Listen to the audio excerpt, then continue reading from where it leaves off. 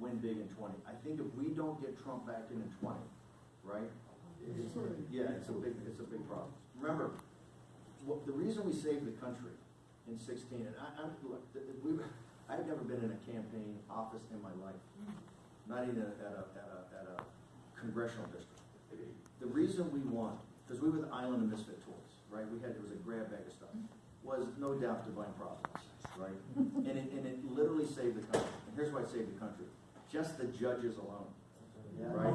The judge, and I'm no fan of Mitch McConnell. We're mortal enemies. But the country owes Mitch McConnell one thing. He fought for years to keep those 140 billets in case we did win. And one of the most organized things we did with the Federalist Society, etc., was the naming of the list of the 20 judges during the campaign that gave people, hey, we're not going to bait and switch in both, and then we expanded the list a little bit. Both Kavanaugh and Gorsuch, who are rock stars, were both on there. I happen to believe we're going to have 2 more picks. I think we could have 2 more picks this year with Ginsburg. Where is Ruth? She is very, very ill, and I think she's been doing conference. I mean, I'm sure she's doing that. Is she in Sedona? But she's very ill. She's tough with us. I also have. I think Judge Thomas is going to step down at the end of this term. Well, because the reason that if he gets in the next term, it looks like we don't win. That you get that situation they had with Garland. I also think he understands what you want is conservative, textualist judges who are in their 40s and 50s, right? Because this is the way you change. Listen, the reason they work so hard in the midterm elections is very simple.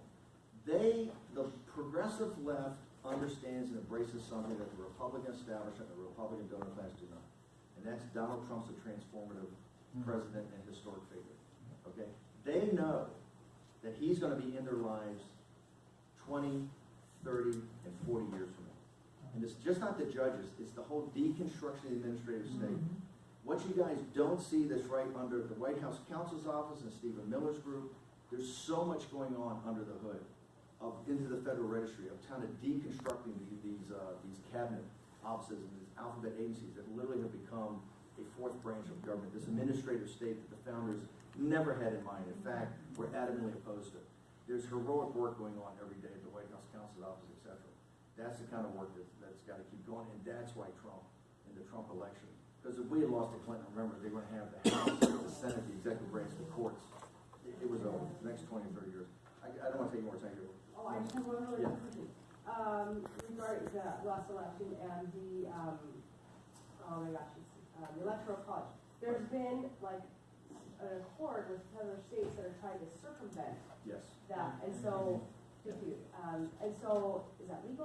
How can we stop that? It's totally illegal, and we got to stop it. The Electoral College is what gives balance to this thing. Otherwise, otherwise, New York, California, exactly what the framers want. Listen, they're also trying to de-emphasize. At the end of the day, we can have 7 judges on this.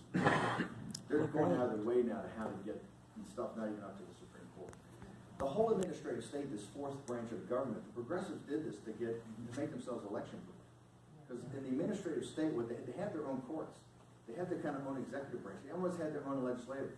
When you see a 9,000-page bill, remember, in the Federal Register, where the action really takes place, that translates to 200,000 pages.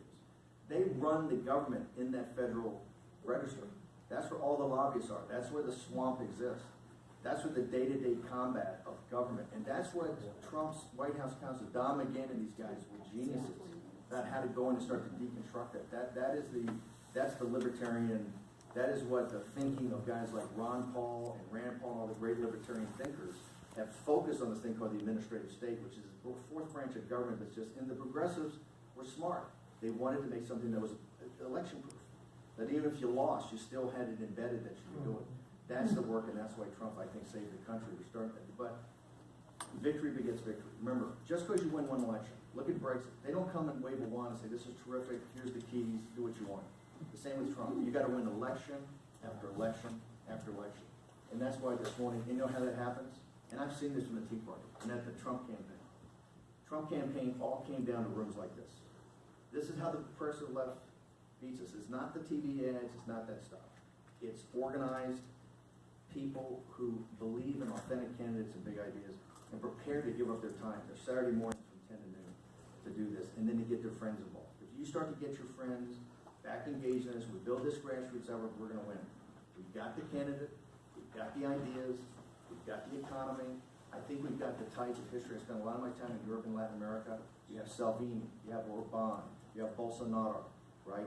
You're now going to have Le Pen. You've got the Gilets jaunes, the yellow vests in France. History is on our side. People are in a massive revolt against this global order that's allowed all the power and all the wealth to be concentrated along with big government, right? And so this freedom movement is global, and Trump is one of the inspirations of that. And really the Tea Party movement is the inspiration of that. So thanks. I'll let you get back to work.